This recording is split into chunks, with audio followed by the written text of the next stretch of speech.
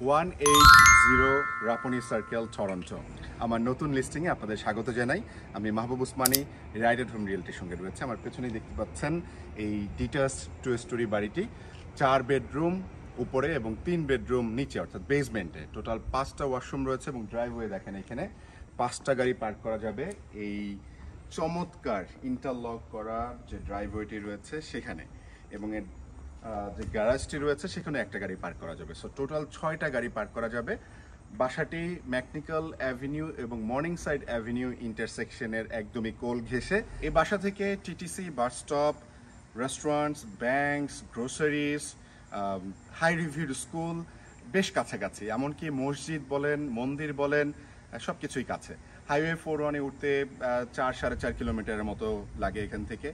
আর যেটি বলছিলাম যে নেইবারহুড খুবই সুন্দর এবং খুবই আকর্ষণীয় একটা নেইবারহুড, কারণ এখানকার যে বাসা বাড়িগুলো রয়েছে মোটামুটি একই সময় সেগুলো বানানো।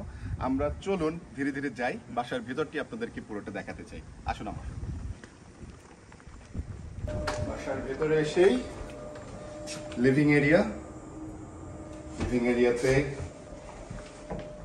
যে ফ্লোর আপনারা দেখতে পাচ্ছেন, এটা যিনি সেলার রয়েছেন তিনি এই ফ্লোরটি রিনোভেট করেছেন। এটা একদমই নিউ ওয়াটারপ্রুফ ভিনাইল ফ্লোরিং, খুবই সুন্দর করে কজি লিভিং এরিয়া। এখানে হাইট দেখেন খুবই চমৎকার, এবং ক্যালিফোর্নিয়া শাটার, যেটা আমরা উইন্ডোর বেলায় বলে থাকি।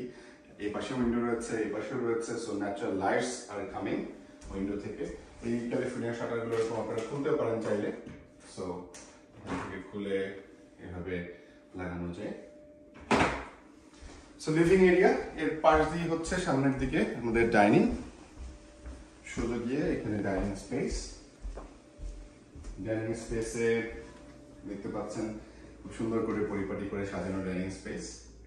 এই পাশটাতে হলো কিচেন, খুবই ওপেন কনসেপ্ট কিচেন। এই ক্যাবিনেটস গুলো দেখেন উডের ক্যাবিনেটস, হাই এন্ডের একদম কাজ। স্টেনলেস স্টিলের fridge, dishwasher, stove, range hood, এবং পুরো জায়গাটা যদি লিভিং এবং ডাইনিং স্পেস দেখেন, ন্যাচারাল লাইটস, প্রাকৃতিক আলোতে একদম ভরপুর। ব্যাকইয়ার্ডটা খুবই সুন্দর করে সাজানো, এবং বিকেল বেলাটা আপনারা খুব চমৎকার করে এনজয় করতে পারবেন। এখানে লিভিং এরিয়াতে দেখেন উইন্ডো। সো দিনের বেলা আসলে লাইটস এর দরকারই নেই। ঠিক এই জায়গাটাতেই মেইন ফ্লোরে ওয়াশরুম রয়েছে। এটা একটা পাউডার ওয়াশরুম, হাফ ওয়াশরুম যেটা আমরা বলি। আর আমার বাম দিকে এই পাশটাতে দেখতে পাচ্ছেন লন্ড্রি রয়েছে একটা কমন স্পেসে। যারা বেসমেন্টে টেন্যান্ট রয়েছেন তারা এখান থেকে লন্ড্রিটা ব্যবহার করতে পারবেন। উপরে যারা থাকবেন তারাও এখান থেকে লন্ড্রি ব্যবহার করবেন। আমরা বেসমেন্টে একটু পরে যাই, তার আগে একটু আপনাদেরকে এই পাশটাতেও দেখাই। এইখানে আর একটা ক্লসেট আছে পাশাপাশি, গ্যারেজে যাওয়ার ডোর। সো বাসার ভিতর থেকে গ্যারেজে যাওয়ার ডোর রয়েছে। গ্যারেজে জিনিসপত্র রাখা আছে এর মধ্যে অনেক, একটা গাড়ি পার্ক করা যাবে। আমরা যদি স্টেয়ার দিয়ে উপরে যাই এবারে আপস্টেয়ারে, যেহেতু এটা ডিটাচ 2 স্টোরি বাসা, এটা ওকসের স্টেয়ার্স আমরা বলি। সো উপরে যদি যাই, এখানে উপরটাও খুবই আলোকিত, ন্যাচারাল লাইটস অনেক। এই পাশে উইন্ডো রয়েছে। আর এসেই উপরে প্রথমে এই রুমটা, তবে এই রুমটা বড় রুম না, প্রাইমারি বেডরুমটা ঠিক তারপরেই। এটা অফিস করতে পারবেন, অথবা বাচ্চাদের কিডস রুমও হতে পারে, অথবা আপনাদের সেকেন্ড বেডরুম হিসেবে ব্যবহার করতে পারবেন। আর এই পাশটাতে হলো প্রাইমারি বেডরুম বা মাস্টার বেডরুম যেটা আমরা বলি। প্রাইমারি বেডরুমের সঙ্গে দেখেন কতটা স্পেশিয়াস, কিং বেড দেওয়া যাবে, প্লাস আপনার নাইট টেবিলস রাখা যাবে, এবং এগেইন প্রচুর আলো বাতাস এখান থেকে সম্ভব পাওয়া। আর এই দিকটাতে হলো ওয়াশরুম। ওয়াশরুমটাও খুবই স্পেশিয়াস, ভেতরে উইন্ডো আছে।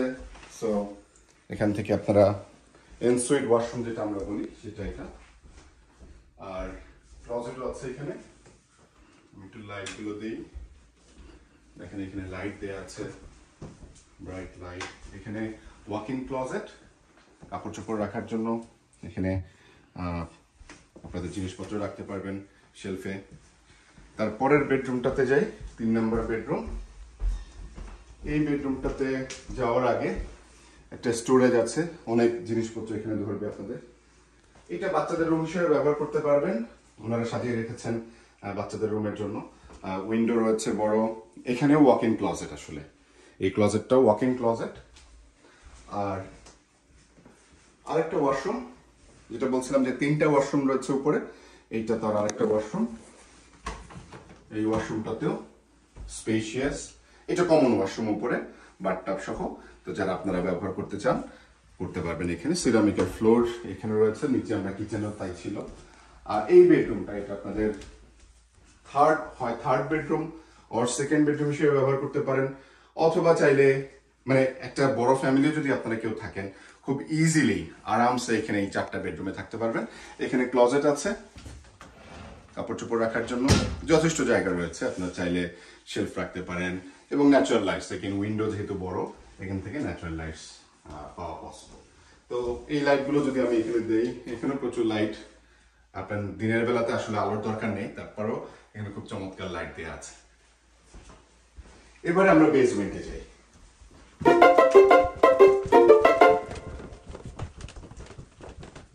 বেসমেন্টে যাওয়ার আগে আপনাদের সেপারেট এন্ট্রান্সটা দেখাই। এটা হচ্ছে বেসমেন্টের যারা টেনান্ট তারা এখান থেকে আসবে, সেপারেট ডোর। বেসমেন্টে নেমে বেসমেন্টের মাস্টার বেডরুম বা প্রাইমারি বেডরুম, যেটা খুবই বড়, এবং এখানেও ক্লোজেট আছে, যিনি থাকেন এখানে টেন্যান্ট তার জিনিসপত্র রাখা। এটা ফুল ওয়াশরুম আছে, লাইটটা দিই আমি এখানে। So full washroom, ensuite washroom master বেডের সঙ্গে। এটা কিচেন, এবং এইখানে বেসমেন্টের একটা ওয়াশরুম। বেসমেন্টের যে মাস্টার বেডরুমটা তার সাথে একটা ওয়াশরুম আছে, এখানে আরেকটা বেড, এবং এই পাশটাতে আরেকটা বেড। সো টোটাল 3টা বেড আছে। এখানে আরেকটা বেডরুম। সো টোটাল 3টা বেডরুম, কিচেন, ডাইনিং স্পেস সহ।